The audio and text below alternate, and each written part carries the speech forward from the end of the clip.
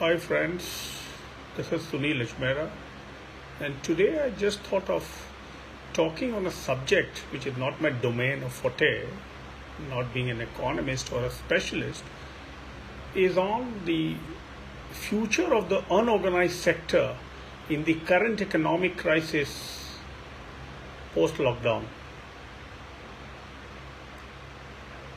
Since I said that I'm not an expert, my entire focus will be based on the experiential model, observational model, as well as the emotional quotient which I have in me. Whenever I look back at this unorganized sector, at these vendors, small time, so-called entrepreneurs, I find all the typical traits of a corporate, right from customer relationship management to customer loyalty program to even corporate social responsibility to a robust supply chain to an all-inclusive kind of an economy. And I think whatever facets which goes on to a corporate in a more diminished form, more diluted form rather, you find in all these unorganized sector. Whenever I go to Nehru Place or Saket, even when I see a small bookseller who sells at the pavement, the man has got a tremendous insight because he doesn't have a permanent structure, a brick and mortar kind of a store where the books are displayed and duly merchandised and all. So for him it's always a kind of everyday is to use his innovative skills. So he has to duly display merchandise and he's got a terrific insight about what sells. So if you have to actually create a bestseller, I think you have to look in terms of these roadside booksellers who can be very good, give you a very good insight and give you a good impetus to a good book. So I see a lot of that entrepreneur, the typical traits of an entrepreneur, even in that roadside thing. Another example which comes to my mind is a guy who I used to see him sometimes outside the park selling some fruit, health juice or something of that sort. And in the evening, when I inquired that what he do for a living, he said, morning I sell this, in the evening outside a liquor store in Hotchkiss, he sells all those knickknacks, namkeens and all. So the guy has got a very terrific, kind of a marketing mix in his mind. He follows the market pulse and he switches over his income as per the market forces. So he's very adaptable to the market. So I really like the way the guy had a foresight without too much of so-called degrees of MBAs and all. The other guy who really impressed me was a guy used to sell wheatgrass, which is very healthy, and even I was a regular customer. But suddenly when he introduced neem, apart from the wheatgrass, I realized that he did not increase the price. And I spoke to him, I said, come on, this is not a good business model. I mean, when you are giving additionally neem, you should charge extra. But the guy was so content and so happy that he said, no, I make adequate money through my wheatgrass that for public health, I don't mind giving this to people, to my customers. So that is a kind of a customer relationship management and also a kind of a corporate social responsibility because he's something doling out that 10% extra primarily for public health. As a part of CSR, when companies have to dole out 2%, I see there is so much resistance and it really pinches them. And sometimes that money is not very judiciously spent. So there also you get an insight, people like these small entrepreneurs and vendors so-called, how they can be co-opted into the system and if nurtured, trained well and how they can train further more people. It can lead to a lot of avenues of employment.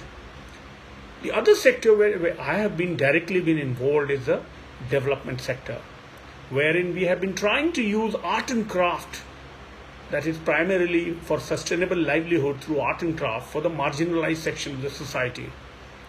We have worked in UP among the clusters of potters. We have worked among the stone inlay workers in Agra.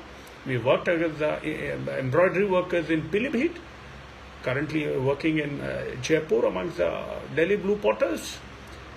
Apart from design technology intervention, we try and give them basic skills, how to enskill or upskill.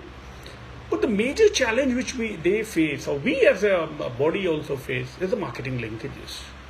Now today, when there is so much of hue and cry about market, of people getting unemployed, the market, the economy being in shambles and all, I think apart from government, which is doing amazing skill development programs and a lot of these capacity building and economic empowerment and all these kinds of things, primarily to increase the income level, I think it's also the civil society which has to come onto the fore to ensure that they become a contributory party to ensure that whenever they need affordable art, they should try and buy directly from the artisans. Number one, price is more competitive. Number two, the money goes directly to the artisans. Number three, you are contributing for employment. Now, primarily what is happening in this sector is that most of the artisans are working through intermediary and middlemen. Now, we have to break that shackle of the middlemen and ensure that the supply chain is such where there is a direct connect between the manufacturer, the artisans and the end user. So that's another challenge where I see there's a great scope, and the government is really working great, trying to ensure that there is a skill which is to be imparted, and parallelly it is to be linked with the market forces through employment or self-employment. So I think that there's a future in India is of forced entrepreneurs, because jobs will now shrink. Companies will now not go for regular kind of workforce in payrolls. But wherever there are skills, like even for corporate gifting and all, these artisans can be promoted. If a corporates really try and connect through some platform directly with the artisans and they buy directly, I think it can open a whole load of opportunities for the artisans. Similarly, I was looking at other small vendors where the supply chain, like one very interesting anecdote I'd like to share, which every day we go and see, is near the red light. Let's take like the Aurobindo, this near the IIT crossing. You see beggars and women and men all selling all kinds of amazing stuff, like from chargers to steering covers to toys to flags, and all these products work in sync with the season. Whenever there's 26th January or 15th August, the flags come in. Wherever there is a kind of a Christmas, you see Christmas tree and caps being sold. And similarly, the chargers, mobile chargers and all are being, the only thing where I see it's delightful to know that this supply chain, despite not having those corporate structure, how they ensure the supply chain, how they manage the cash flow, how they manage the inventory. And then on top of it, some of these women, men and even children, they have amazing marketing skills. They can identify the real decision maker and they can cajole and try and persuade. And sometimes they are able to sell to these kind of people. And number two, they have a tremendous power of quick decisions, unlike a corporates. If there is a negotiation for margins in terms of discounts, a quick decision is taken across within a fraction of a few seconds. Unlike a corporates, where the whole load of hierarchy, approvals and all, it's like a humongous, it's a Herculean task to get a 5% discount. So what I am trying to say, that this unorganized supply chain, unorganized sector, number one, is very inclusive because the entry barriers are not phenomenal. Everybody can enter, young, old, unemployed, educated, half educated, not yet educated. Everybody has got a scope to work in this. Number two, this supply chain is very fair. Even an idli wala who sells in 12 rupee a plate, he makes sizable profit and he ensures that the entire supply chain of his is well taken care of. So I think it's a very kind of a very equity or equality per se is a major force apart from being inclusive. Unlike corporates, where the overheads are phenomenal, the cost of running, operational costs are huge, the deployment of capex is huge. So these are the areas where there is a need. Now another area which I'd like to focus upon in this pandemic, which I have personally experienced, that big these online stores like Big Bazaar and Grofers and Amazon and all, I think they just went for a six in this in terms of the supply chain, because either their manpower was not adequate or they were not able to do it. But the local store, the kirana wala or the local sabji wala or the local vendor around in the neighborhood were the saviors. They were like perpetually, regularly ensuring that the supply chain is maintained, it doesn't go robust. So all we have to do is that post-pandemic, we should not go into the online digital world again for convenience and trying to buy and bypassing them. To ensure that there's a continuity and to ensure this more sustainable, we have to continue patronizing these kind of people. Similarly, I am nothing against organizations like Urban Clap and others who have a kind of which works on typically a gig economy like like Uber and Ola, who are providing a platform for these kind of plumbers and all kinds of home service providers.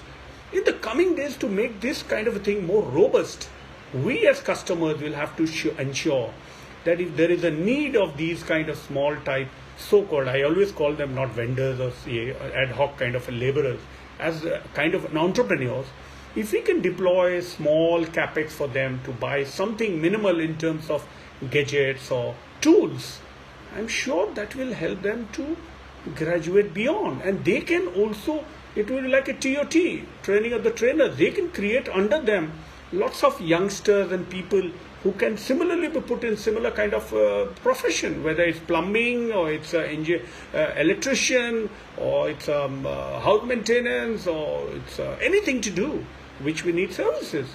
So what we have to do in terms, apart from blaming the government all the time for the unemployment and lamenting about poverty and the future being so grim and all, we as a civil society have to come forward, look into this unorganized sector which has got a tremendous potential, and try and see how we can do hand-holding, nurturing, training, linking them, because marketing linkage is a very major thing which they somehow suffer. They may have the requisite skills, but they may not have the requisite marketing linkage.